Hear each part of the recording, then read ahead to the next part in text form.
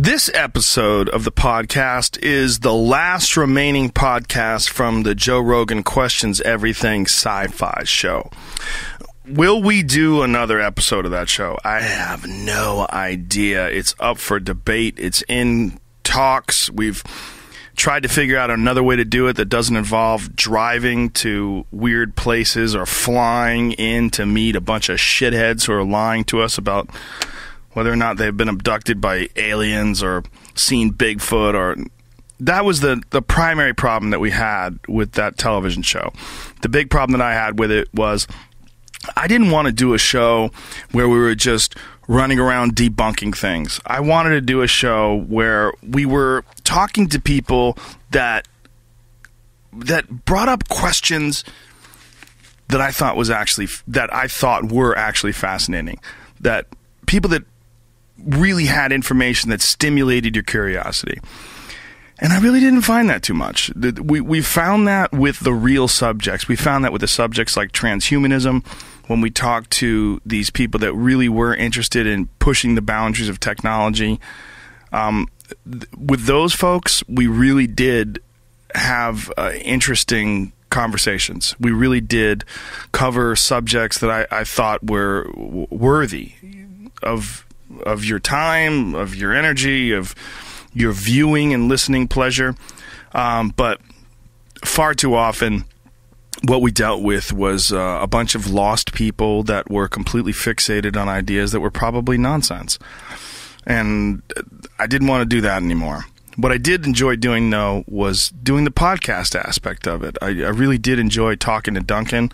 I really did enjoy hanging out with him and having a good time, just goofing on life, goofing on the situations that we found ourselves in. And one of the situations was when we went to this place called Skinwalker Ranch.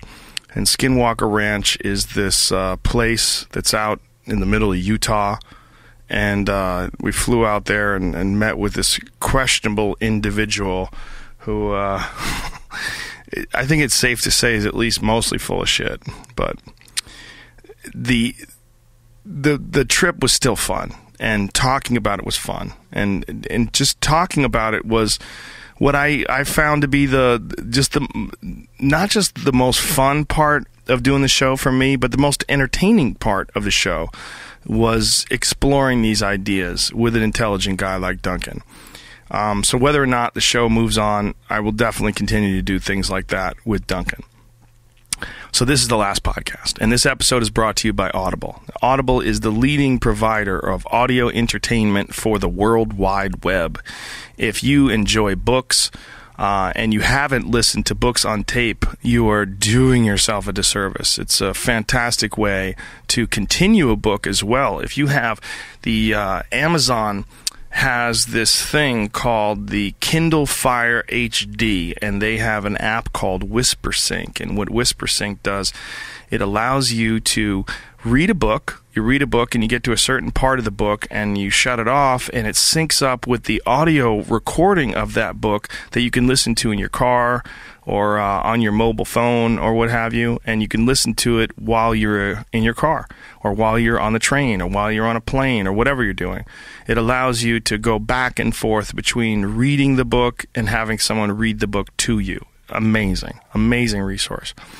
If you are curious about Audible, audible.com/Joe is where you want to go, and they will give you a free audio book as well as 30 free days of Audible service. Over 150,000 titles to choose from. You will run out of time before you run out of shit to listen to at audible.com. It is an amazing resource. If you're looking for audio entertainment, if you're looking for books, lectures, stand-up comedy, radio shows. They have the Opie and Anthony radio show you can download. A lot of other shows. Fascinating conversations with people throughout time. They've recorded all sorts of really cool historical things, as well as old radio shows, as well as great books, fiction and nonfiction. Audible is just, I love it. It's just a tremendous, tremendous resource. So audible.com/Joe. Go there, get a free audio get a free audio book, and 30 free days of Audible service. All right, with that said, this is the very last podcast from the Joe Rogan Questions Everything Sci-Fi Show. Check it out. The Joe Rogan Experience. Train by day, Joe Rogan podcast by night, all day.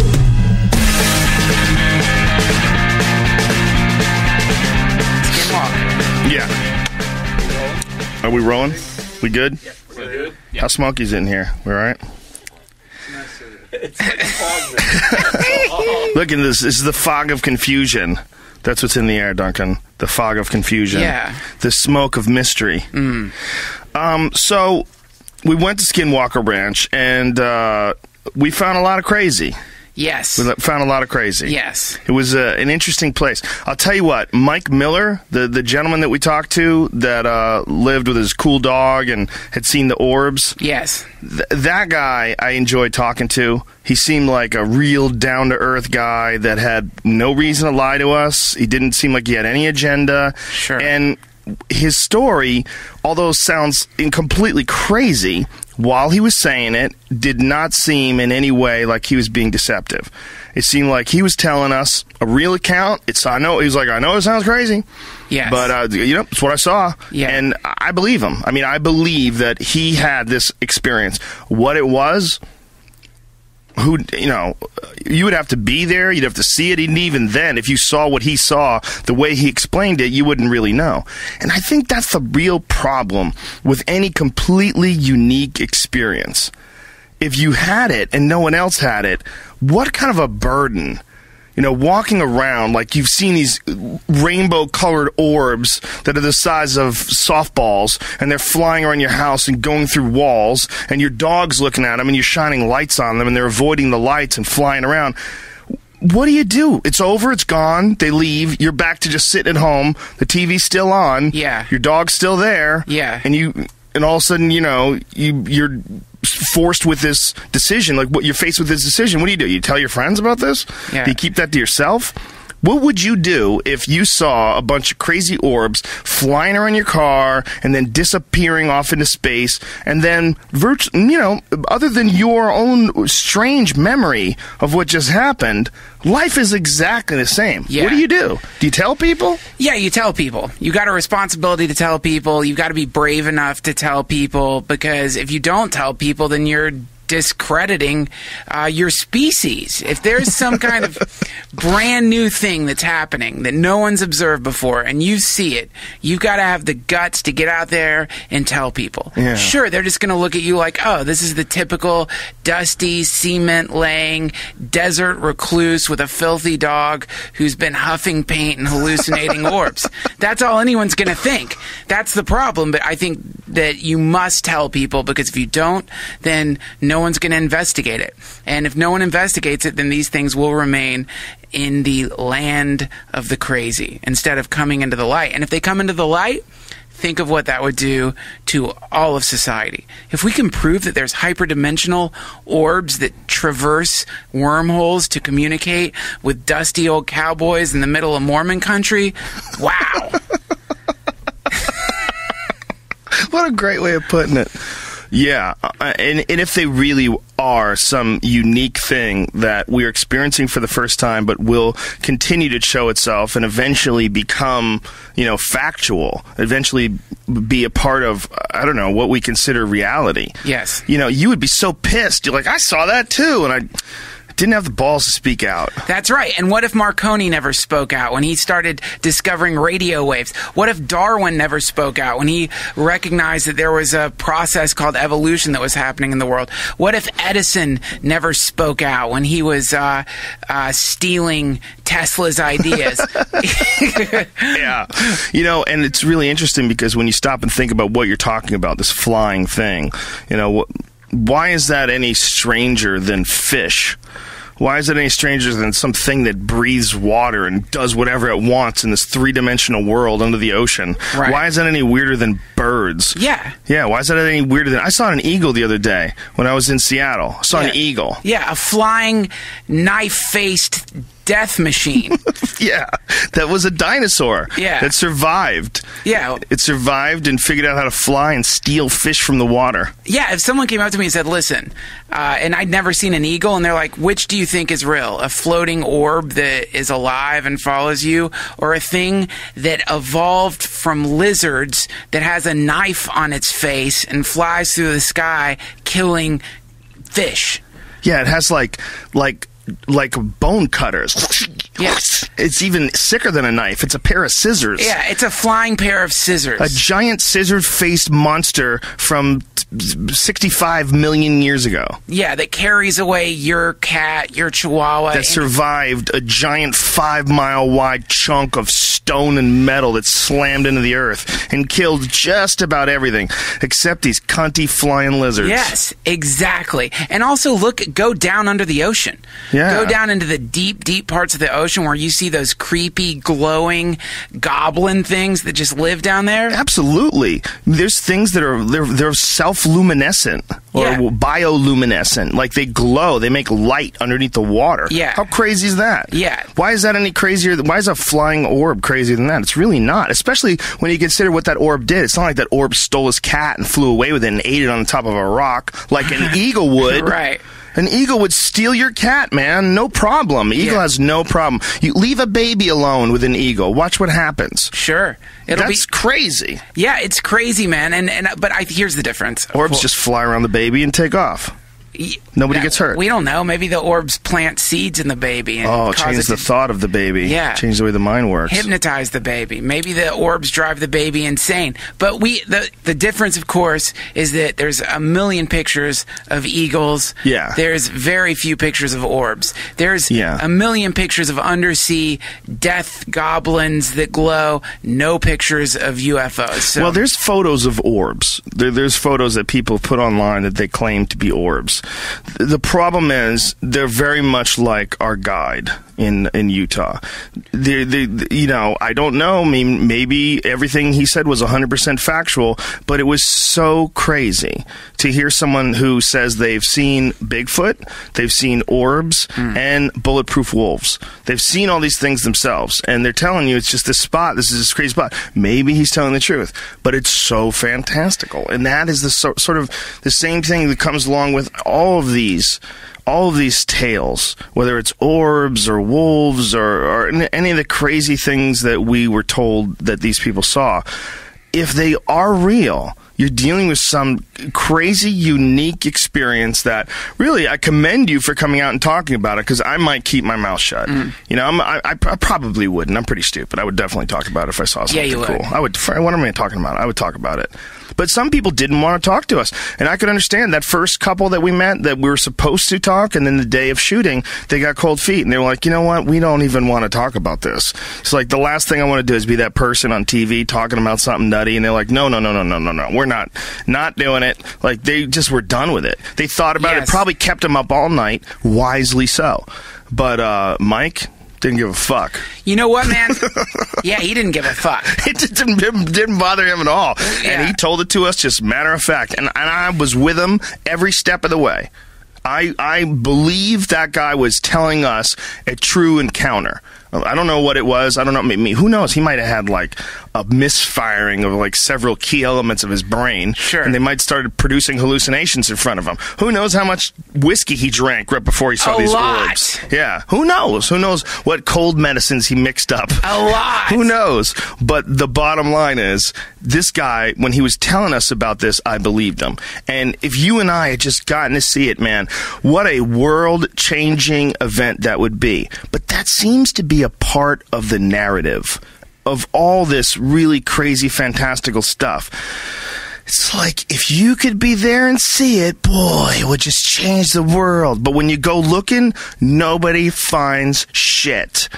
Ever. It doesn't matter if you're looking for Bigfoot, if you're looking for UFOs, if you're trying to find the Loch Ness Monster, you never find shit. people finance these giant missions. They take these huge radar machines and troll the loch in Scotland every couple of years. Yep. They spend so much money looking for something that's probably never been there. But that's what we do. That's Yeah. what human beings do, is we try to expand our understanding of the universe. And part of that expansion means investigating claims of bizarre creatures and aliens and UFOs. We have to investigate it. But the difference between science and these people is science is comfortable with what they call a null hypothesis. They're comfortable coming back with no results and saying, it's not there. The thing that these people don't seem capable of, or at least the guy who had seen the Bulletproof Wolf and Bigfoot and everything, is he saw everything. He saw everything that could be to see. He hit the supernatural lottery. He saw Bigfoot the first night he went looking. Yeah, the first night. There are people up there. There are people up there for years slowly going crazy under the moon. This guy goes out one night, Bigfoot shows up. Just did some calls that he learned from watching TV. Yeah. TV Bigfoot shows. So, man, the problem is that those people are Super lucky. Their problem is they're just lucky. Just super lucky. Just he's a magnet for paranormal activity. Yeah, that's definitely what it is. That's what he is. He's a magnet for the paranormal. I just think that he is. That would be hilarious, though. If it was. He was just like this guy who is just, not the most charismatic guy, doesn't seem like, any different than you or I. Yeah. But yet, the aliens just decided this is our guy. This is why This is our go-to dude. Don't be an alcoholic. Well, maybe this is why don't live around really stupid people, because maybe the aliens landed in his town and everybody else is like barely a monkey. They're just apes with a language. Yeah. And him in his town, he's the dawn of the town. Like, he's the smartest guy for miles. That's a rough town. And they looked around and they said, you know what? This is our guy. Maybe they didn't do a really good, accurate assessment of the entire population and find out who's the smartest guy here. Okay, let's go talk to Neil deGrasse Tyson. He seems to be totally on the ball. He seems like Yeah. the best guy we could communicate with. No, they showed up in some meth-addled shithole of a town, and there's fucking tumbleweeds flying by and people shooting up in the corners, and it's just a mess. Everywhere you look, gambling addicts are stealing money, and Yeah. everyone's on some fucking form of crank. Yeah. And they found old Ryan. Ryan was washing his truck and listening to like conservative talk radio. Massaging his dog. Seems like a normal guy. Yeah. And they're like, we found the guy. This is the best America has to offer. They just didn't. They look at us like we're so stupid. Like the way we look at chimps. I mean, it takes a long time of studying chimps before you Yeah. figure out what's the bad motherfucker chimp. What's the one chimp that figured out how to take the stick and whittle the end of it so he can get the ants easier? Yeah. What is the one chimp that figured out how to mimic human behavior and Right. do certain things? It takes a long time to find that guy. So if they're so much more advanced than us, than we are from chimps, if it's like that much of a leap, Yeah. they probably, look at these idiots. They probably look at it, this is a sea of idiots. Oh, I find this one idiot that's not eating his own poop. Oh, let's grab that guy and scoop him up and let's show him everything. Let's show him everything and see if he can, perhaps help us enlighten this crazy species. Man, I think you're right. Because It might be. By the way, if I'm studying chimps, I'm going to pick the crazy ones because it's more interesting. Who are you going to take? The normal chimps? Are you going to take the chimp that's off by himself by a tree drinking mini vodkas and staring into the sun, making weird noises to summon a mythical creature? I'd get that chimp. Exiting an Indian casino way drunker than anybody should be and be allowed Yeah. to walk on their own, screaming expletives because they lost all the money they've ever made ever on a Yeah. game of chance. Yeah, exactly. That's the chimp you want to study. That's the guy. Maybe aliens don't believe in crazy people, and they try to prove that crazy people exist by finding them and taking pictures of them. and Or showing- maybe aliens are smart enough to avoid credible people, and they figure the best Right. way to get the information they need is to find someone who already has a penchant for stretching the truth Yes. and abduct that motherfucker. Yeah. And then when you're done with them, go tell your friends. Tell everyone. Go tell your friends. That's what they say. They put him on the front door, and they go ahead, go tell your friends, dude. And he's just sitting there like, fuck. Hey, you dropped your tequila bottle. Don't forget your tequila when you leave. Oh, don't worry. You've got plenty of meth in your urine.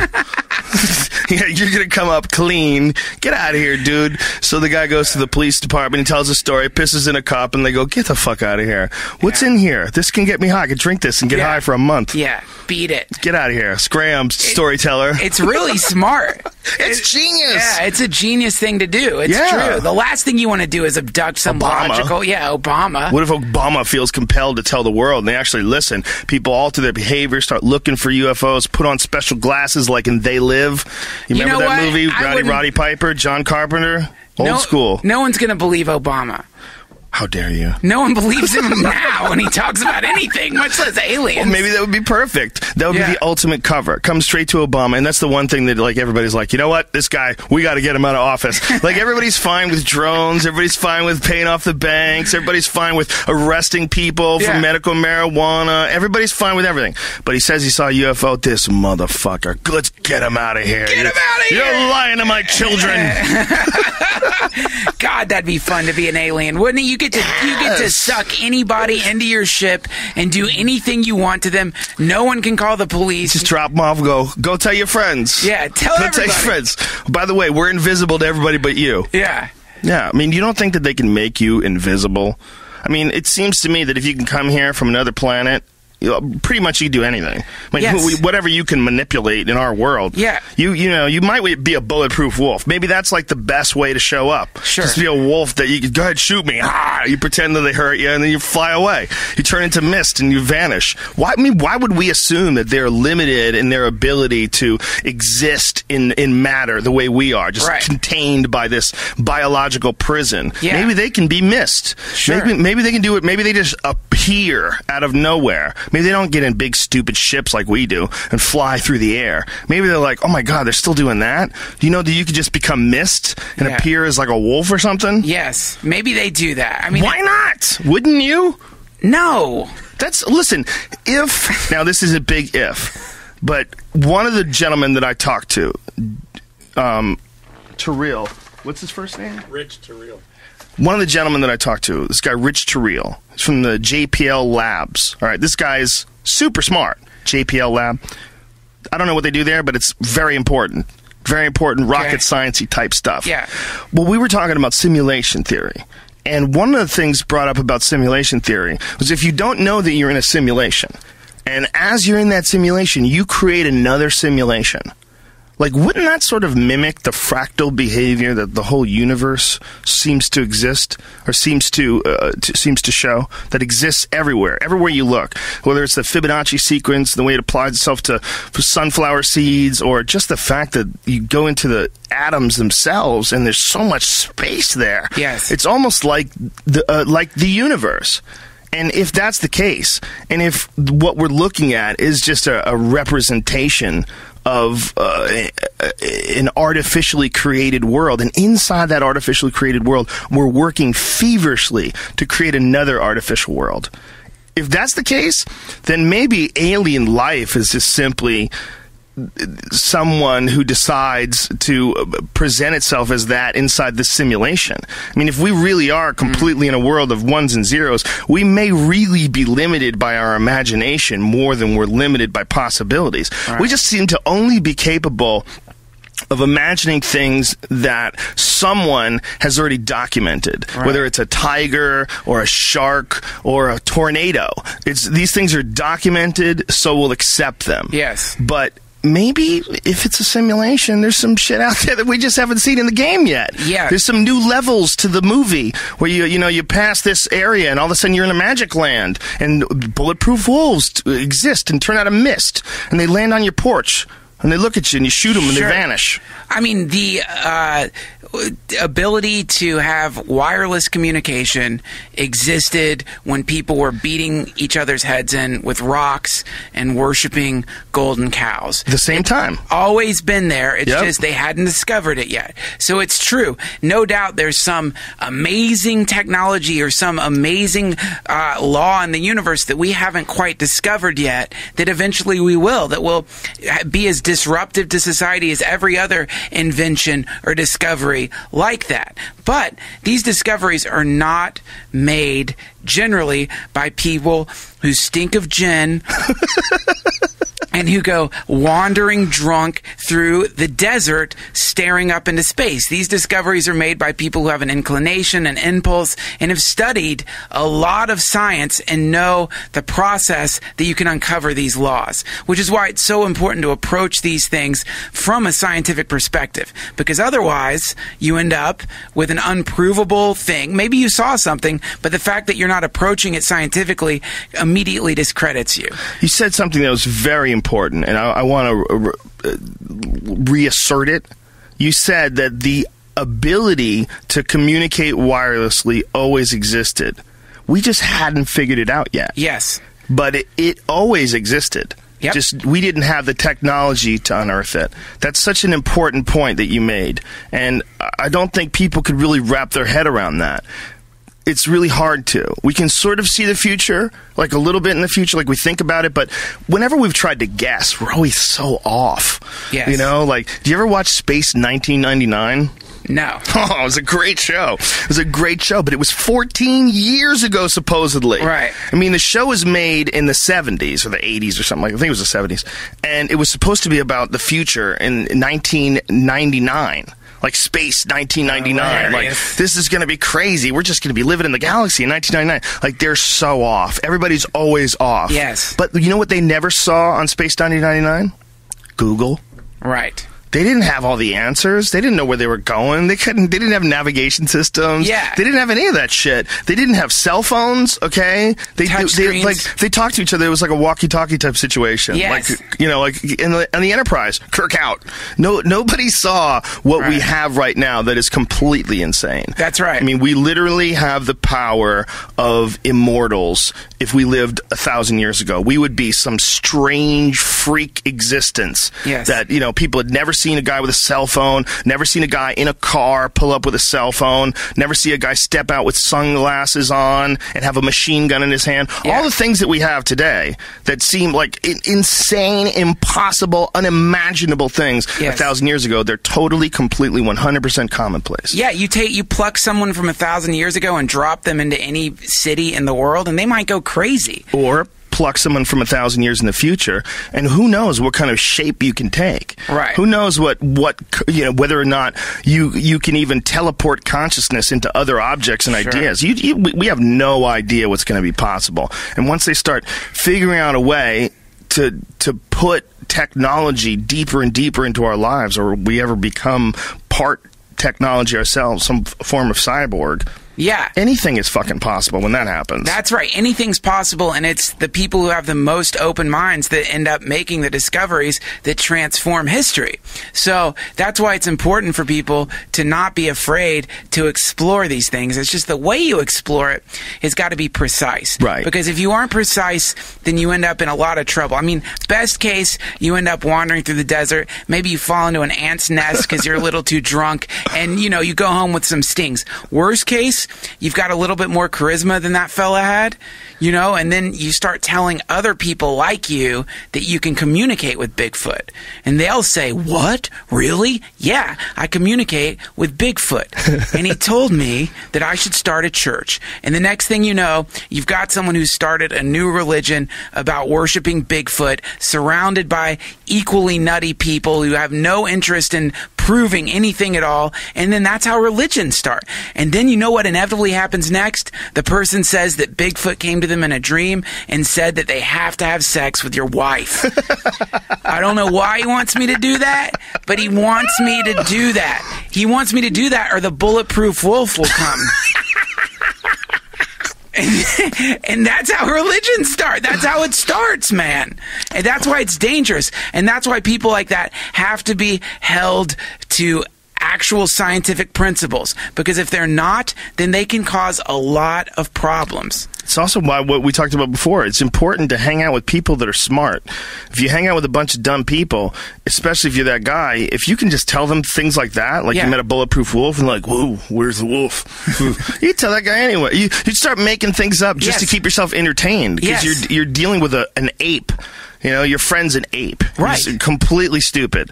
There's people out there that'll just like that. Once you have a person near you who believes that you saw a bulletproof mist wolf, you can definitely get them to give you a blowjob. Easy. Yeah, easy. You could tell them that the aliens told them that you have to give them a blowjob or everyone will die. Yeah. Babies first. Yeah, you got to do it. Make it up. I don't want it. By the way, I don't want you to give me a blowjob. This hurts me It's the more. last thing I want. But if you don't, all the babies die. Yeah. This thing eats babies, and it's going to come from a wormhole. All right. Wormholes are great too because you don't have to show a launch area. You don't have to like pretend that there's like a secret spot where you got to go to. Right. You know, when it's a wormhole, it's something as simple as a wormhole. It's just it's there. It's not. Whatever. Yeah. You know. We got a mic problem. I'm sorry. What's wrong? It's loose, and every time you move, you pull it on the side. Me? This? On the cable's probably loose. On the cable? Yeah. Every time you move. The cable connecting. Oh. The pack. Yeah. Okay. Here, I'll put it in the front. Thank you. No problem. Okay. Baby eating monsters. Do you want to talk Where was I? You were talking, babies? baby. Yeah, you were saying you convince these people that the bulletproof wolf eats babies if they don't give you blowjobs. Yeah. It's not likely, but it probably could happen. Not likely. I mean, God, look at religion. Look at religion. I mean, I was just telling you about this on the, I was just telling you about this on the phone, but Joseph Smith Yeah. would tell girls that they had to marry him or they would be damned to hell.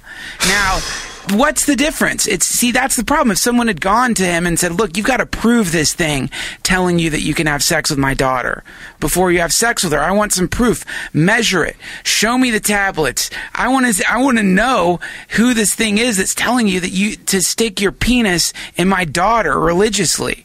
You know, you have to hold people accountable for stuff like that, or they will hump you. That's the inevitable result of this, man. The slippery slope ends with you laying back in the desert with some guys sitting on your face like a saddle, humping your mouth. Doesn't it kind of all go back to what we discovered when we went looking for Bigfoot? There's a similar thing going on because it's all people that are getting very little physical affection, you know, and this is why they have the free time to be out there looking for UFOs. Yes. It's like nobody wants to fuck them. And so because of that, you develop this deficit, this desperate need for mystery, desperate need to somehow or another validate the emptiness that is regular normal life with Bigfoot. Right. Or with UFOs. Or Yeah. with fill in the blank. Whatever crazy thing you believe. Jersey Devil. What do you believe in? Loch Ness Monster. UFO abducting. Well, whatever it is. Levitation. All of it. Channeling. Oh, she's a channeler and a healer. Really? It's very Freudian of you, because that's what it's like from a Freudian perspective, what you're saying is that the repressed sex drive manifests in these kind of hallucinations or wish fulfillment. Delusions. And, you know, also I think it puts you in a community of people that are also idiots. Are more likely to hump you. Yeah. And because I more gullible. Yeah, and yeah, easier to have sex with because they're gullible. Because they lack critical thinking skills, and you can tell them crazy stories. They're much more likely to have sex with you. It's not a new idea. It's not a bad idea. Look, if we know that the primary motivation for most males, 18 to 34, or whatever the hell it is spreading love, is spreading happiness, spreading sexuality, getting into position to have as much sex as possible, as often as possible, yes, with people that are as pretty as possible. We all agree to that. We know that it's the motivation behind flashy cars and jewelry and $50,000 watches. If there was only men on the planet, do you think they'd sell any $50,000 watches? No one would buy one. We wouldn't give a fuck. No one's gonna have sex with you, unless you're gay. You wouldn't buy that watch, okay? Right. But if you factor in all the reasons why people do all the things they do, buy the biggest house, wear the fanciest clothes, he's always sharp. They're setting themselves up to be a primary sexual candidate. And when that no longer applies, where's your motivation for life? Where's your motivation to get up in the morning? What are you doing? What's going on? There's no more libido, and you're not even remotely attractive. So you can either scrape up enough money doing what you do really good and pay for it, which always feels gross, I'm sure. Never done it. Never. Well, yeah, me. Well, you know what I'm saying. Never do that. Even if I did.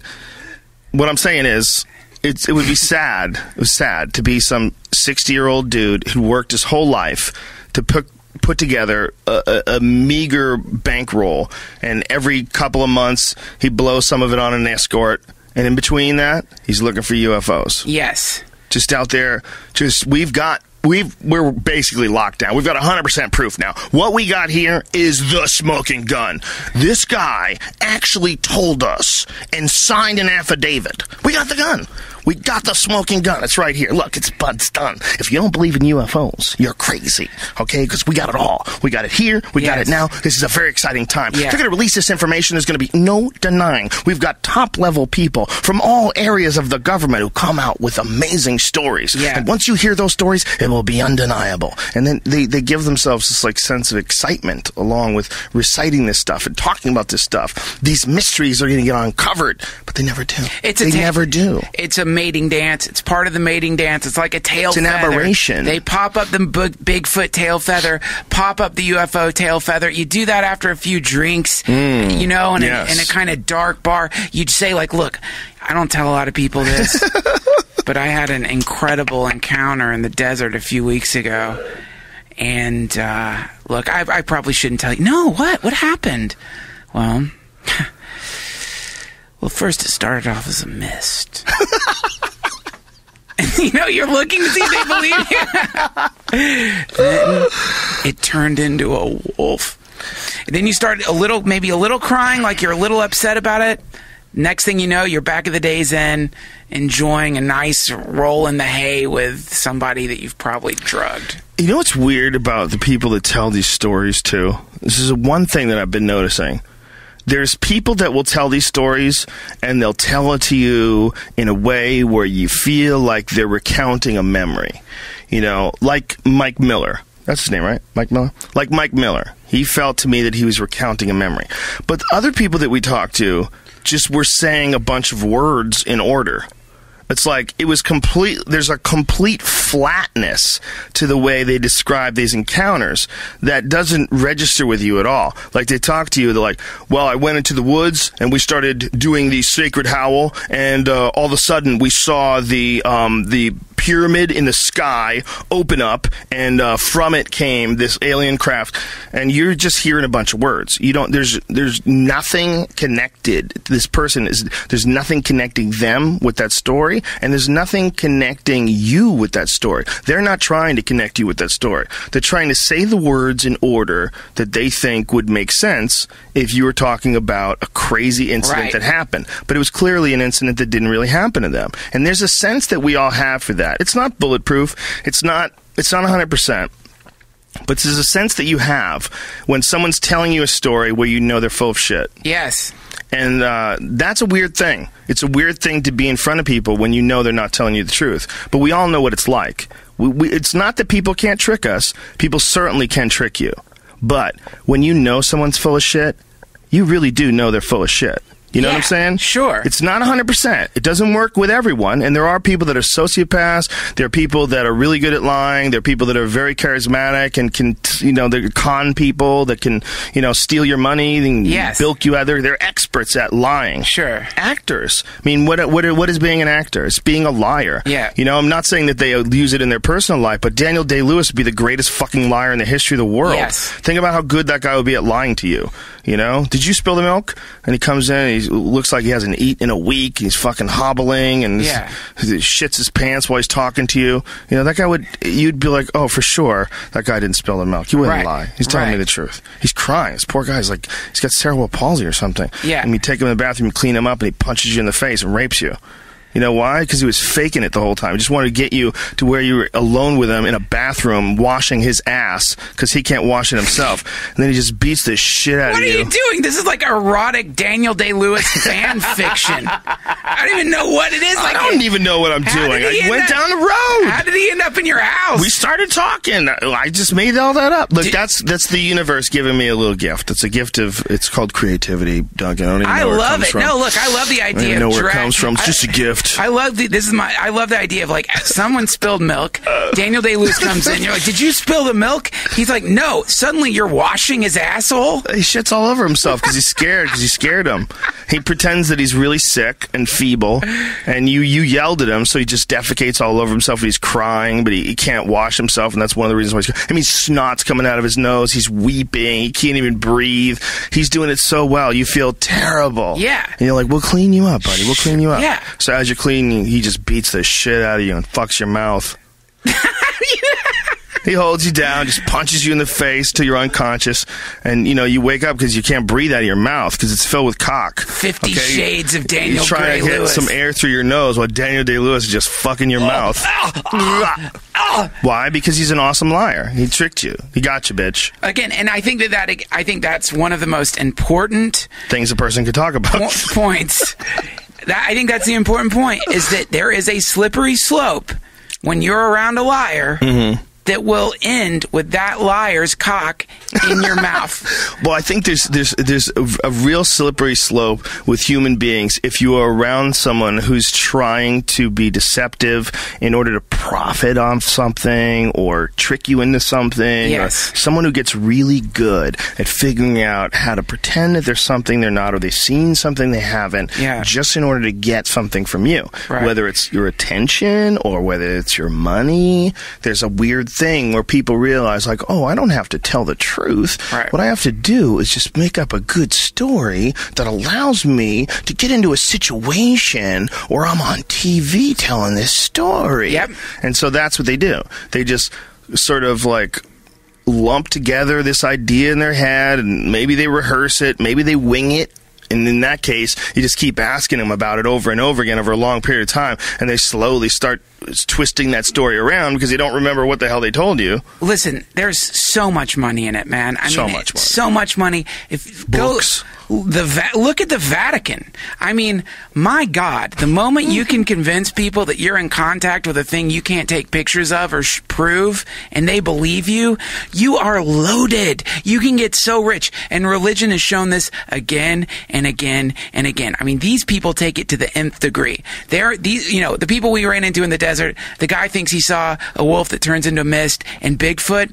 If we drive 10 miles in any direction and go to a church, I can sit you down with a person who thinks that there is living in the sky an invisible man that is going to destroy all of humanity, and it's all going to happen in Israel. Now that's within 15 miles, and the difference between the guy wandering drunk in the desert and the person wearing the funny priest outfit is the priest has people who give him money every week to listen to that story.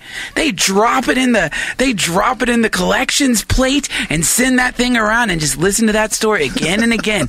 The man in the sky forgives your sins, and he comes down. He comes down. If we're all good and ready, he'll come down and take us away from this terrible planet. No more bulletproof wolves, no more Bigfoots, just peace and love forever. That's a gigantic business right now. Those people don't even have to pay taxes. They're such good liars that they have convinced the United States government to not take taxes from their multi-billion-dollar businesses. Wow. That's amazing. And that's the end of the thing. So they're the same thing. They're on the spectrum. They're the successful version of it. The non-successful version is the guy who stinks of gin, wandering through the forest, pointing at mud puddles and telling you it's Bigfoot footprints. The successful version of it is the guy wearing robes and gold and sitting in a golden throne and telling the planet that they shouldn't wear birth control. Yeah, I think you're right. Totally makes sense. These guys, it's almost like they can't help themselves. Have you noticed that? It's almost like no matter what you talk about, they just have a story. It just comes out. Oh, yeah. The ones that are telling like a lot of stories, that's why, it's always, they don't just see one thing. Oh, they've seen chupacabras. They've seen Nessie. They were on vacation in Scotland. We saw Nessie. It's real. They've seen everything. They can't even help themselves. Oh, no. They want to tell you. They want to lie to you. Well, it's, I think there's an evolutionary advantage to it. And I think that the moment you begin to realize if you're okay with telling lies, you start making tons of money and people will start having sex with you, then you could see how there's like a profound evolutionary advantage to being a liar. And the ultimate liar liar is the liar believes it himself, who's told himself the story so much that he started seeing it. There's a huge evolutionary advantage to this sort of thing. So that all being said, the real problem here is that in this sea of horny liars, there's a few people who've seen something real. You think? Yes. Okay, if you had to put all your eggs in a basket and pick, I'm going to give you 3 subjects: ghosts, Bigfoot, and aliens. Okay. What of those? Which one of those do you think that anybody has ever seen had a real experience? A real experience, like actually something actually happened. I think people have seen hyperdimensional entities that could be classified as ghosts or aliens. Do you think that they've seen these while sober? No. That's the problem, though, isn't it? There's a variety of chemicals that radically affect the way you see reality. And so the real problem is, do we just set as a standard the level of chemicals that exists in a normal human being without any outside help, and we'll call that, like, the baseline? Yeah. Do we accept that? Or tweaked out of their gourd on magic mushrooms? Because that's also a state of consciousness a human can achieve if they consume the right foods. I mean, that really is what you're experiencing. So Sure. if you, under that situation, have a real, honest-to-goodness alien encounter where you exchange information and you come out of it a better person, like enlightened by the face of this experience, even if it didn't really happen, it still happened in your mind. That's right. It's still something you experienced. That's right. And So yes. that could be an entity. Well, this is why we need a NASA for psychedelics, because that's when people are experiencing these things. Let's explore it. And I think, a lot of people, and, I've done this myself, when someone tells you a crazy story, like, were you high? Like, Right. that discredits the person. But what if the mind is an antenna? And what if certain chemicals allow you to tune into other frequencies that exist around us at all time? And everyone knows that we're surrounded right now by all kinds of invisible frequencies: ultraviolet light, radio waves, wireless signals. We are in an ocean of information washing around us that our computers and our technology are able to translate, to digitize, and put it in a form that the human mind can understand. So in the same way, the human mind, it's a biocomputer, and maybe these psychedelics create an upgrade to the operating system that allows a temporary window into the unknown. And when you see that, and you come back to this world and talk about it, people think you're nuts, because you can't take pictures of something that your mind is seeing after it's gone into a specific state of intoxication. You can only take pictures by describing it. Now, also, if you believe that psychedelics can rewire the mind to allow us to see the invisible world that exists around us at all times, then maybe people who are a little crazy see these things poking out from behind the lattice of reality. Maybe they do see it in the same way that when a person who isn't crazy, for lack of a better word, takes psychedelics. Mm-hmm. So in that way, perhaps the lens of our perception, when it's altered in some way, whether because you're a little on the nutty side or because you've taken some mushrooms, maybe when that lens is shifted, it allows us to see so much more. Yeah, that's very possible. It's very possible that that's exactly what's happening in this area in Utah as well, because this area, besides having this one spot where everybody claims all these events are happening, you know what else it has around there? Cattle. Cattle all over the place. The guy had a cattle ranch. There's we drove past several ranches where there's cattle. And where there's cattle, there's cow shit. Yep. And with this cow shit in a place where it rains all the time, yes, there's a party. There's a party. You're going to get some magic mushrooms growing on that cow shit. Yes. And if that's all you're doing, you're just hanging out in the middle of nowhere in Utah eating mushrooms, staring at the rocks, you're going to see some shit. Look, man, I've told you this story before. I've eaten mushrooms. I've been attacked by elves. I've seen hyperdimensional entities. I was on mushrooms and I saw it. I'm not going to go around saying that elves are real, but I'll tell you, when I was laying on that lawn chair at the spa with elves swimming through my body and making fun of my thoughts, it seemed very real. And it didn't seem fun at all. It was a unfun, terrifying experience. And if I'd lived 200 years ago and had just been foraging for food and happened to eat some food and that had that experience, I would go back to the village and say, there are elves in the woods. They're elves. They swim through your body. They make fun of your thoughts. They're magic. They're magic. And so I think that psychedelics are a component in the experiences that people have of this nature, but I don't think that means that the experience. I don't think that invalidates the experience. Well, it also brings into account the fact that the brain itself produces psychedelic chemicals. Yes. Without any help whatsoever, the brain produces dimethyltryptamine, 5-methoxy-dimethyltryptamine, dopamine, serotonin. There's a lot of shit going on in that brain. Melatonin. Sure. Your brain's producing all of these chemicals, and they come out in varying amounts. Just like we have varying dick sizes, and some people have shitty eyesight, and this guy was born with a bad liver. Guess what? Some people also get endogenous dumps of psychedelic chemicals they can't control. And so they start seeing things. Yes. And this is something that's very difficult to measure. They've just recently figured out how to measure the pineal gland of rats to prove that the pineal gland itself is a source of dimethyltryptamine. Wow. Until really recently, it was just a theory. So now they know that for sure. But the way they had to do it, they had to cut open the head of a live rat.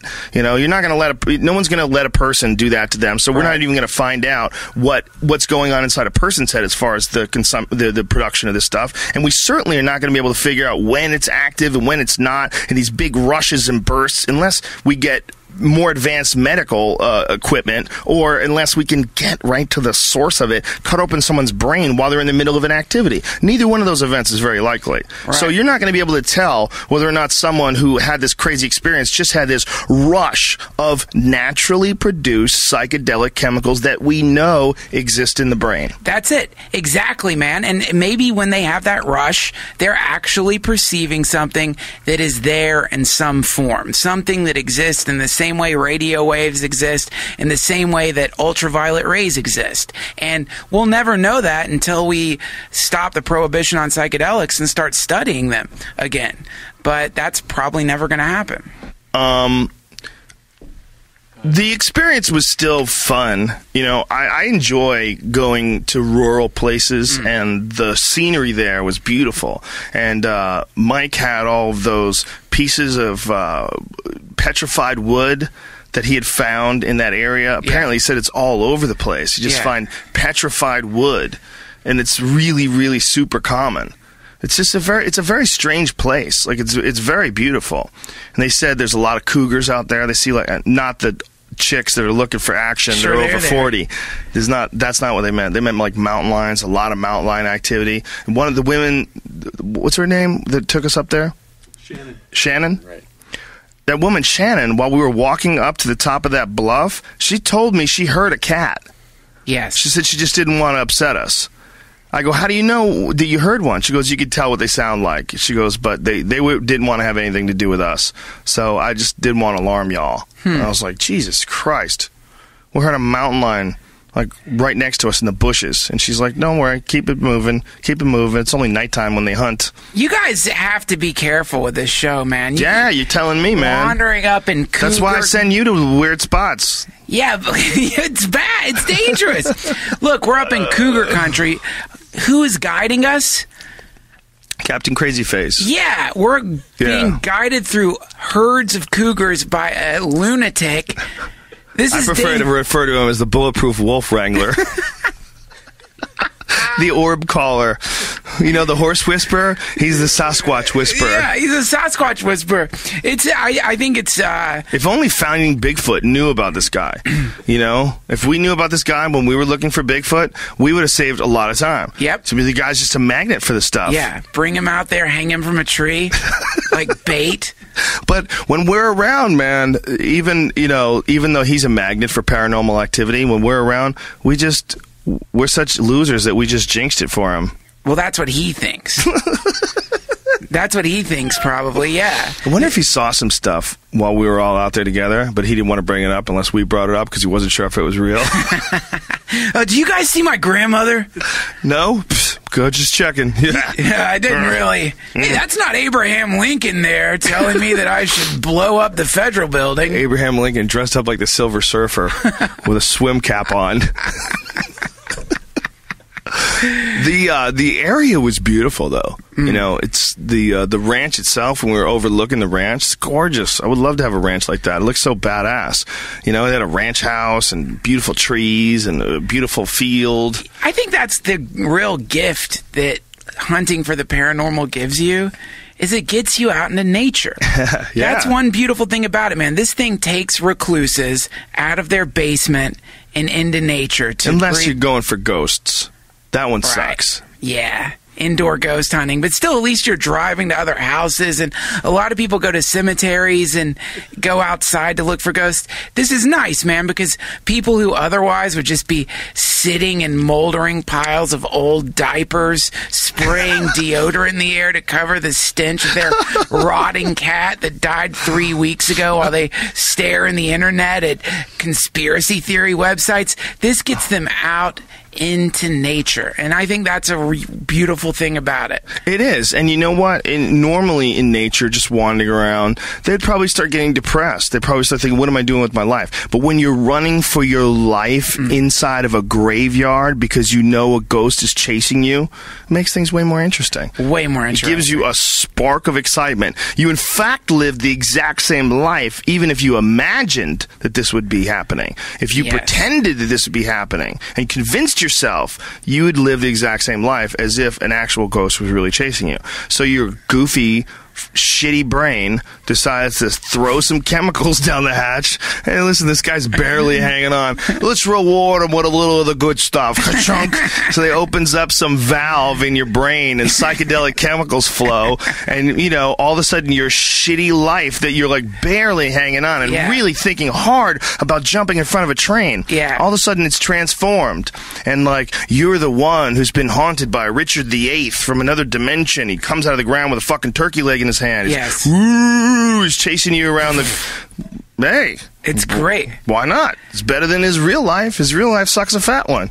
Yeah, man. Well, I mean, right. This is the eternal problem is do we embrace the phantasmal and the invisible to make our lives glow with the light of lies, or do we just deal with the fact that we exist in an impermanent part of the time-space continuum, and in a matter of time, a few cosmic blinks, our atoms are going to go spraying apart into infinity, and we're going to be worm food? That's a hard thing for a lot of people to digest, so maybe they create these mythologies to comfort them a little bit. But all that being said, I think that there's some people who maybe actually have contact with this stuff. Just because crazy people believe it doesn't mean it's not real. It's like that old saying. Just because, how does it go? Just because you're paranoid doesn't mean people aren't following you. Well, just because you're crazy doesn't mean that there's no Bigfoot out there. It's true. So we can't just say because the sources have all seemed to have burnt antenna, it doesn't necessarily mean that the phenomena doesn't exist. Let me ask you this. Have you experienced any blowback for your willingness to engage in any of these ideas, whether it's UFOs or Bigfoot or anything spectacular like that, anything paranormal, anything out of the realm of normal everyday life? Have you experienced any blowback? Blowback? Yeah. Is there any people judging you for being a wacko conspiracy theorist and talking about HAARP or chemtrails? No, like not at all. Everybody thinks I'm a very rational, logical person. I think a lot of people think I'm a scientist. I'm actually being nominated for a Nobel Prize, I believe. My research is bulletproof. No, I mean, I have not gotten very much condescension because I hang out with you. I mean, look who I hang out with, man. I don't get a lot of that judgment, but I think actually it's the other way around. I think you tend to get more judgment from people when you're a skeptic than you do if you're a believer. I think skeptics take a lot of heat, man. You know, I took more heat from the chemtrail episode than anything else I've ever done. On Twitter, more people were upset at me because they believe that I'm like contributing to geoengineering by the elites. Oh, yeah. That the global elites are mixing aluminum in the jet fuel and using it to control the population. Like, whoo, that it's actually nanoparticles in the chemtrails that they're heating up with HAARP and they're using that to control the population. Like, golly. Right. At a certain point in time, you just go, wow, what am I doing even communicating with you fuckheads? Well, I love the idea of following that all the way through. So this is what I like to imagine as the meeting, where you're in an underground laboratory surrounded by federal agents. You're like, listen, Joe, I think that they're catching on that we're spraying aluminum into their playgrounds. You're a charismatic guy. Can you do this show? Calm everything down a little bit. What do you want? An island? We'll give you an island. Immortal life. And by the way, look, I can turn into a lizard. So then they send you back into the world to do a show on the Sci-Fi Network. That's their answer to the problem. Yeah, that's how you control the problem. You get dirty comedians who also double as cage fighting commentators, Yeah. and you have them disseminate the information because everybody knows they are so reliable Yeah. and accurate with their view of the world. Well, it's not like he's fucked up at all. Well, no, it's not like the guy's a marijuana advocate. Hey, listen, we need to convince these conspiracy theorists that there isn't actually chemtrails. Give me that guy with the DMT molecule tattooed on his arm and the other guy who's got that YouTube video of him projectile vomiting. Yeah, man, it's a grand conspiracy. You figured this out. DickFuck79 on Twitter. You silly bitch. Yeah. Yeah, there's no getting around the fact that because of the internet, you get to communicate with a lot of people that you wouldn't ordinarily. There's people that you would gravitate towards and you find them as well, but there's also people that somehow or another show up at the party and you're like, oh God, Yes. what is this? And you're going to have to deal with that. That's part of the whole openness of the complete experience of the internet. Right. Is that you are going to have to deal with that. Well, it's part of the problem. Part of the fun, man. And Yes. again, that's why I think that you have to hold people with extraordinary claims even more to the fire of logic and truth than other people, because it's because you've got it. That I really believe that there is, for lack of a better word, a supernatural realm. There is something outside human perception that is populated, that is possibly populated with sentient beings that aren't embodied. I think that that's possible. It's been reported in every religion, every mythology.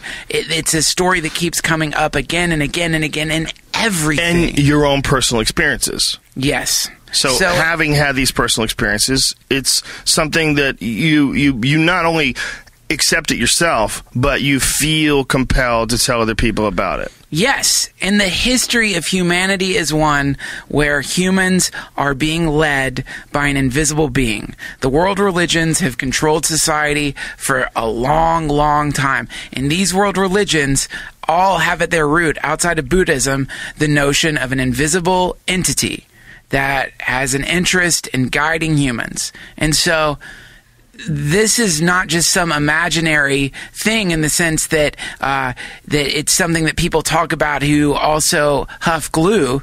This is something that's been controlling the flow of history for thousands of years. So I think that it's very important to try to get to the truth of it. What's the core? Is it just the brain? Is the brain just some drug dealer? Or are brains just a Grateful Dead parking lot that from time to time spray hallucinogenics into us? The back of the bus explodes and acid flies through the air like confetti, and everybody just sticks their tongue out. Yeah, is that what it is? Or is that all it is? Is it just that the neurons in our brain misfire a little bit like a electrical cable in a puddle, and it causes us to see these entities? Or is there another universe that exists that we can see if we learn to control our minds and our consciousness. And I think it's important to explore those ideas. I think also that our life in this dimension of conscious reality is filled with so much uncertainty and so much confusion, and we have such a inclination to follow others, to follow smarter people than us, to follow the leader, because we're all basically terrified of what we're doing. We're all going through life barely hanging on because you don't really want to think about the entirety of it all because it's too much. I just got to get to work by X time, and I punch out at 6, and then I'm gonna go do this. That's filling your time, and it's not by any small coincidence that that's filling your time. It's because if you really were spending all of your time contemplating your existence, it would almost be overwhelming. It would almost be too much for you to wrap your head around. Right. And because of that, we seek to define our universe in very certain terms. This is real. That's nonsense. This is wood. There's no elves in space around me. You don't know what you're talking. And we're adamant about our version of reality, to the point where people will get upset at you if you want to escape this version of reality. Oh, you're looking for a way out? Yeah. What, are you scared of reality? You can't handle reality? You got to take drugs? Yeah. People will say that to you. Yeah. And what are they trying to do? They're terrified of other people escaping reality too. They're terrified of reality. They're terrified of different definitions that they have to consider of reality. Yes. Everyone is. It's not something we address, but it is subconscious. It is there all the time. Yep, it's true, man. And I think that the impulse behind skeptics is a great impulse, yes. And it's an impulse that changes the world for the better. I don't know who was the first person to say that diseases were caused by germs. I wish I did, but if that person who started figuring out that, I think there's invisible entities that crawl into our body and make us sick, if that person hadn't explored that in a scientific way, then who knows what could have happened to humanity? You know, all the different cures and antibiotics that we have, that wouldn't have happened. I mean, eventually it would have happened, but if somebody who had that initial impulse, I think there's invisible creatures that get us sick. When they started saying that, everyone around them they thought they were insane. You know the story of the I can't remember the name. Is a doctor who ended up in an insane asylum because he started suggesting that doctors wash their hands before they deliver babies. Yeah. He would say, if you're touching a corpse, wash your hands and then deliver the baby. And doctors at the time said, gentlemen have no need to wash their hands, because they didn't know that there was viruses and bacteria existing in the world because it hadn't been proven. So this guy who came up with this idea that doctors should wash their hands, he ended up in a mental asylum. He went crazy because he knew this was real. He went insane because he knew that there was something called germs and nobody believed in it at the time. So that's the great problem. All the people out there bugling about UFOs, bugling about wormholes and Bigfoot and mist wolves, they have to let skeptics interrogate them in the most intense way. Not to disprove them or show that they're crazy, but to get to the core truth. And sometimes the core truth is just theirs. They're the only one who will really have access to it. And if it was some sort of a hallucination, or whether it was real to them, but we can't perceive it because we weren't tuned into whatever frequency and radio dial of the universe that they were at the time that it happened, the bottom line is, you gotta bring something back in order for me to take it totally seriously. Yeah. I'm listening. I'll listen. I'll try to put myself in your footsteps. I'll try to put myself in your head and try to figure out what you possibly could have been experiencing while it was all going down. But unless it's happening to me, it's all just nonsense. And that's a real part of the reality that these folks are experiencing. And it should be. It has to be. Unless I can experience it myself, there's nothing that I've seen that compels me to believe anybody. There's nothing I've seen that compels me that this is an actual UFO landing site, that this is a guy who's been aboard a spaceship, that this is someone who's been abducted. Apparently there's some people that tell me that they're going to tell me the story of what happened to them, and I'm going to believe it. And you're going to meet one of them. You're going to meet this woman named Nicole Dome. And you're going to sit down with her, and she apparently has some sort of an alien implant that she claims she got inside of her body. I don't know the full story, but you're going to learn it, and I figure it'd be perfect for you. That's your type of person. Yeah, this sounds like an eHarmony date for me. Freaky, tattooed up, very pretty girl who's been abducted by aliens. It's my soulmate. That's it. You're on the path. This is exciting. I've never met a person that has been abducted by aliens. I've met a couple of people that told me they were abducted by aliens, but I'm pretty sure they were bullshitting. Like, I've never met one person who had a story that I was like, wow, that this seems to be real. But I'm told that there's a woman, her name is Nicole, and you're going to meet her. And this woman apparently has an incredibly believable, compelling story. And people that have talked to her have said, wow, like you walk away from it and you go, I believe her. Cool. I don't know, but I trust your judgment. And she's right up your alley. She's really hot, freaky looking, covered in tattoos, and she's been aboard a UFO. So, I mean, this is my soulmate. It's your soulmate. That's amazing. So go meet her and talk to her, and tell us what's up. Great, I'm there. eHarmony date. Okay, tell me about Nicole Dome. Well, you're right. She's a beautiful woman. Tattoos, interesting tattoos. She seemed very grounded, focused. She did not seem anything like Captain Crazy Cake from, what did you call him? Captain Crazy Face. She didn't seem anything like Captain Crazy Face. She was very focused, calm, open. She definitely experienced something. Okay, what was her story? She's leaving a diner with her friend. They want to go play pool. It's late at night. This is a small town. She's driving down the road, and suddenly they witness this hexagonal light above the car. And so they decide to pull over to look at the light because they're experiencing a UFO. And suddenly she's driving down the road. She's a mile down the road, and she gets to meet her friends at the pool hall, and they're pissed off because she's an hour late. And she should have been there in 4 minutes after leaving the cafe. So she had the type of what do they call that? The hypnotic regression? No, not hypnotic regression. She had a time loss. She had time loss, and her friend seemed drugged after the experience. So that's her experience. Her friend seemed drugged. Yes, when they were driving down the road, after having decided to stop to look at this light, they're further down the road with no memory of what's happened. They have the typical form of amnesia that abductees talk about. Her friend seems like she's drugged. Her friend seemed like she's been anesthetized or given some kind of drug to knock her out. Her friend's groggy. I asked if her friend was drunk or that they were high. She said no. And where were they coming from? They were coming from a diner.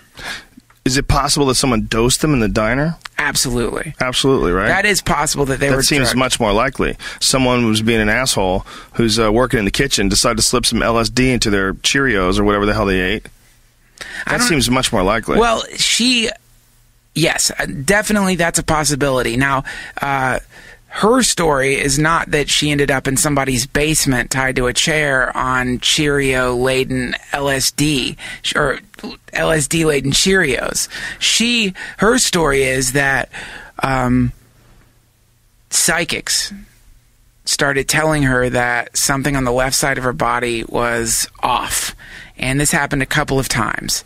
And so she went to a UFO convention and... Why are you looking at me like that? Well, because here's my feeling. You know how I feel about psychics. And I think you know how I feel about people that find out something really special happened to them. All of those things are very suspect. The psychic thing is incredibly suspect. Also, a lot of people are very susceptible to suggestion. And a lot of people are very susceptible to attractive girls with tattoos. That's you. Now- Yeah, so I knew you were going to have a problem with reality here. Whereas if she was a fat guy with 3 teeth and she smelled like Heineken, you would feel like, this guy's an asshole. He wasn't aboard a UFO. He's trying to get me to look at his stomach, man. It was gross. He kept lifting up his beer gut, asking me if I had a black light. And I was like, this guy's going to try to fuck me. I got to get out of here. That's what you would have said. You were hypnotized by the sweet nectar of youth and the reckless indignation of a girl with tattoos on her tits. That's what happened with you. You got caught up in the tsunami that is the sexuality of that woman. And you were willing to like, oh yeah, I've been aboard a UFO too, kind of. Hey, you want to Skype? Think I can see your implants? I mean, the alien one. Right? It's natural. That's why, I mean, it's impossible. Look, I'm not for gonna, some people, it's very, I'm not going to argue with you. The vehicle telling the UFO story, if it happens to be a beautiful, young, tattooed girl, then yes, you know what? My ears are going to perk up a little bit more. But I will say that I've run into a lot of pretty tattoo girls who seem batshit crazy. They seem like they've been staring at the sun, sniffing glue. It's just because you're right. So I will say that, and you can review the tape. Okay. I will say that she seemed very centered, focused. She believed her story, and the most compelling evidence that she has is that apparently there is a scar on her stomach that if you put a black light over it, you can see it. It wasn't there when she showed it to us at the bar. The problem is she's getting this information from a psychic. The problem is she's getting this information not just from a psychic, but someone who says they're a psychic. And almost everyone who says they're a psychic is full of shit. Absolutely. It might be 100% of them, but it's at least 99, okay? Yeah. So the odds of her finding the 1 out of 100 that isn't full of shit, those odds really suck. So then you have a person who is a nice person, but a person willing to get tattoos on their tits. Okay, she's gangster. She's willing to take some chances. Look, I have tattoos myself. She's willing to take some chances. Yes. Okay, she's wild. She's willing to go with it. Yes. She's willing to go with an idea.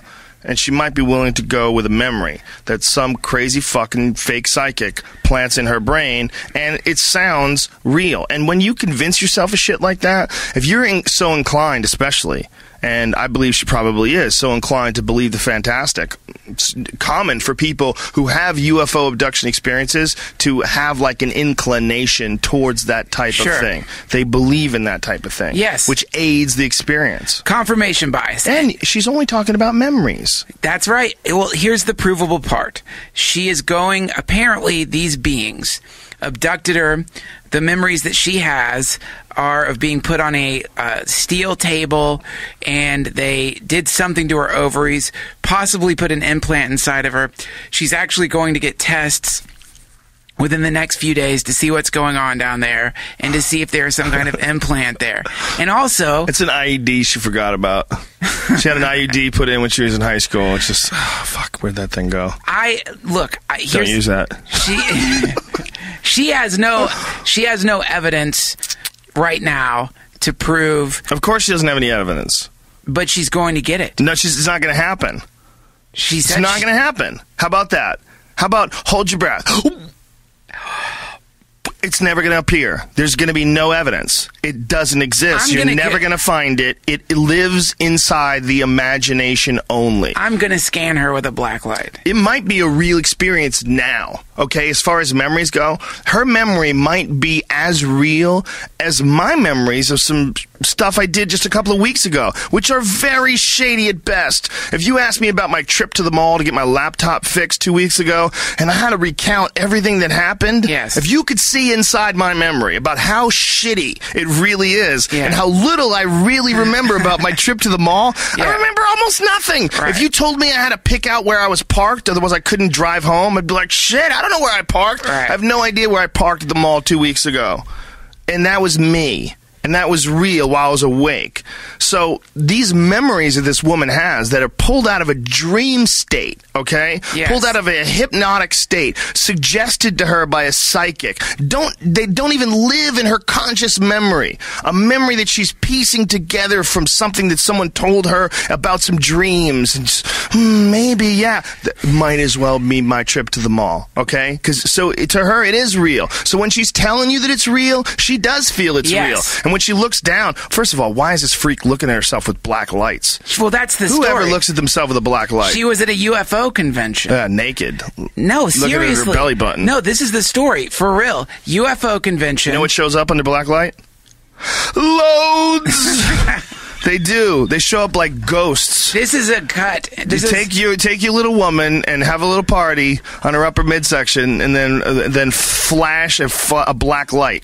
Shut the lights off. Close the shades. Use a black light. You're like, oh, now I get it. Yeah, that's a scar, honey. She got caught with a gunshot of load. That's what it is. She got caught in the crossfire, and some of it was still stuck on her side. Can you please not talk about Nicole like I'm this? sorry. It wasn't even really Nicole. I never met her. To me, she's an imaginary person. But I need to tell you where the blacklight thing happened, because then you can really start making fun of her. Okay. So how did she find out about the scar? She found out about the scar at a UFO convention. She said that there was a booth where someone had written in black Sharpie scans for alien implants, and you go into the booth and they make you take your clothes off and they run a black light over your body and they tell you if you have an implant or not. Life is beautiful. It's really beautiful. Life is a beautiful thing because it's a play. It's we're watching it all play out. It's really a grand piece of artwork that's constructed for our amusement. There's no other way. There's no other way that could be real. There's no other way that someone could have a booth at a UFO conference where you have to take your clothes off and they look at you with a black light, which, just so happens to show loads. All the loads on you. All the loads on you glow like one of those panther paintings that you had in high school. You remember those black light posters that you had? The panther had like yellow teeth and claws and yellow eyes and little red with his mouth. Remember My those? drug dealer had one. Those were the shit. That's what they're looking for. The idea is so hilarious that that's how she found out about this, that it really feels like we're in the middle of a Coen Brothers movie. Yeah. This is a real person, and this is really happening in 2013, in the modern era of smartphones, pressing Google, asking it where to go. It gives you directions. In this world, someone finds themselves naked with a black light going over their body while some white guy with dreadlocks is telling them about scars that they got because they were picked up by aliens. She said the guy worked at NASA. Of course he did. He's a cleanup guy. He cleans up the spooge. He's a NASA cleanup booth guy. They have a peep booth at NASA. It's a lot of those astronauts, it's a very stressful job. They need to unwind. They like peep booths. This guy, he's the official mopper. Well, He also shows up with a black light at parties. He keeps everything rocking. This fucking guy's got his own black light. Jesus Christ. He's probably got glow sticks too, the dickhead. I agree, man. It's the sources. But you believe this woman? I believe. This is the part that's going to get on TV. People don't think these are real podcasts. Now you know, you fucks. Okay? I believe that she experienced something. You believe that she's hot and hypnotic. Let's start with that. She's hot, she's hypnotic, and you and I both know that you've always had a thing for tattooed up girls. Especially girls with good work. Let's be honest. Who doesn't? That's a dangerous woman willing to take chances. And if you're a stand-up comedian, that's the type of person you need in your life. Yes. Right? Okay. Okay, that's all true. She's gangster. Yes. Okay. So you like that, right? Yes. Me too. All right, go ahead. So you're infatuated, you're intoxicated. This beautiful woman, God, you're so close to her, you can smell her. And she's showing you her little scars. And you're like, wow, yeah, I can totally see it. Maybe we could get a black light and, we could look at each other's bodies. I mean, it's cool. I mean, I'd like to know if I have one. Shit, I mean, if you do, maybe I do too. Next thing you know, she's wearing your fedora. You're both naked. You still got your socks on. Black lights going back and forth in a dressing room somewhere. Yes. Yeah, easily, man. I can see it. Okay, you're not really going to give me an accurate assessment of what really went down. I'd need to be there with you. I need to be there with you to watch your chemical makeup, to watch your body shift like a giant human mood ring. I can see. All of a sudden, you're just green with horniness. You're glowing like the Hulk. If you were a mood ring, it would start cracking at the seams. You wouldn't be able to take the G-force of green that's pumping into the sides of this poor fucking mood ring. Here's the thing. Like a big aquarium trying to hold in sharks. Explodes and takes your finger off with it. Just because a pretty girl is talking about aliens doesn't mean that a person showing you her skin, lifting up her clothes. She's going like this. It's right there. It's right there. It's about 7 inches from my pussy. If you went from my pussy up with your fingers, you would just go like that, and it'd be like 7 inches. Look, man, all of what you're saying is accurate. It's not. It doesn't mean she wasn't abducted. Exactly. It's like you said earlier. Just because you're paranoid doesn't mean they're not following you. Yes. Just because you're a beautiful tattooed girl with an invisible scar doesn't mean that you didn't get abducted by aliens. Just because you're a crazy liar, it doesn't mean you haven't really been aboard a UFO. That's right. That's right. That's exactly right. So, that's why I'm looking forward to getting the results of her tests. You guys going to stay in touch? I'm looking forward to... You're going to send her an email. You're not going to believe this, but they just came out with a new type of black light that works best on naked girls. It's amazing. I'm an Amazon Prime member, and it's it's already here. Look, it's here. Like, you can come over and try it if you want. I mean, I'm totally cool with it. It is dark out. She has a boyfriend. Okay, these are just jokes, folks. We don't mean anything we're saying. Not at all. But what I am saying is that I'm not entirely sure that you were the hard-nosed private eye that I would have liked on the case. Not at all. No way, man. No way. You're not going to get an ambush interview out of me in that situation. Of course not. God, man. Hey, man, even if it was a charismatic man, okay, I have often wondered if Tom Cruise was trying to convince me of something. I've seen Tom Cruise give interviews. Yes. He's incredibly convincing. Yes. Okay? I've seen Tom Cruise argue with people about stuff. You don't want to be in an argument with Tom Cruise. No. And if Tom Cruise is telling you about his UFO abduction, you might be inclined to believe it, man. Might be inclined to believe it. He might be so charismatic that he can just hit every note exactly the right way with the right amount of pause, the right amount of sincere emotional content. Man, I have no proof of this, and I'd say if this goes on the show, you're all getting a huge lawsuit, but I heard that Tom Cruise pays guys to come into his gym when he's working out and rape him. Let's edit that out. Okay. All right, we wrapped up Nicole Dome. Can you just start with a question again? Nicole, in case we don't know. So, Okay. Impressions. Okay. So, what were your impressions of Nicole? She was a very focused... All right, we already got All all right, this. good. And then, can you, for more of this, go to sci-fi.com. There's more. Yeah. For more information about this, much of this conversation, you're not going to get all of it, okay?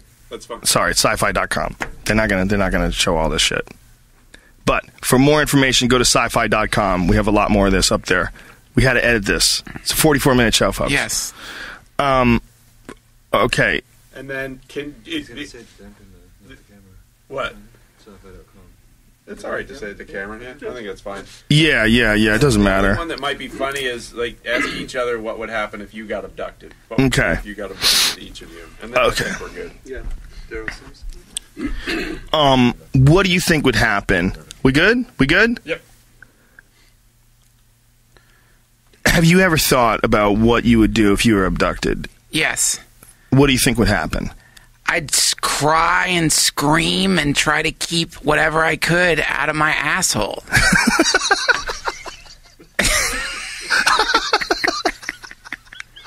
Would you, or would you worry that if you didn't give up, they would just, paralyze you and do horrible things to you, maybe even kill you? Yeah, I mean, I think that is what happens, is they end up paralyzing you. Do you think that people have ever been killed by UFOs? Yeah, I don't think so. I don't know, man. I mean, killed by UFOs? Yeah. No. No. I don't think people have been killed by UFOs, but plenty of people say that they've gotten sucked up onto these ships. And some people think that it's UFOs. Some people say it could just be government agents. By the way, here's the thing. If you're an inventor, but you're also a perv, all you have to do is have a levitating craft that can suck people into it, and they're totally cool with getting prodded. You have to be so ahead of the curve, though. And Yeah. to fund that thing, you'd have to sell it. You'd have to sell them to fund it. And then it would go public, and then it would get out, and then people would be careful. They would wear special tinfoil hats. It doesn't allow them to get sucked into your giant rape ship. People talk about it. If you get sucked up into a UFO and you get probed, as they call it, people talk about it. Yeah, if you it's a sexually violating experience, if you get right? taken into some guy's trailer, like if that happened to you, or you're just walking down the street and somehow you got hypnotized by like a spiral Right. in a trailer park, and you ended up getting like probed by some redneck who wanted to shove his water bong inside of you, Right. you wouldn't talk about that. Right. That's not a story you share. But somehow if you get taken up into a silver trailer in space and get probed by a thing, it's like, hey, I got probed. Well, it's always a medical experiment. Well, it's that's- never sexual in nature. It's Yeah, that's never what like every purposely creep says. So, Aliens are creeps. okay. So if you were abducted by, who's creepier, the alien or the zookeeper? The alien. Why? Because they do it to people? How about the guy who works at SeaWorld? Tells dolphins they have to flip or they don't get fish. Who's creepier? I'd say the aliens are less creepy because they seem to leave us in the wild. They don't seem to keep us. They don't seem to be like kidnapping people left and right and sucking them up in a giant space zoos. Yeah. I'd say the aliens are less creepy than the zookeeper. Let me ask you this. If I told you that I drove around in my car and from time to time picked up stray dogs and shoved my fingers into their assholes and then put them back out in the street, would you think I was creepy? Look, I love you, man, so I'm not the best person to judge. I'd forgive you. I'd say you probably shouldn't do that, man. It's probably bad karma. But it's not like I would rat you out for something like that. We're friends, dude. But I think that, I mean, I don't know that, like I said, I don't know anyone who I legitimately believe their alien abduction experience. So I don't know what's happening.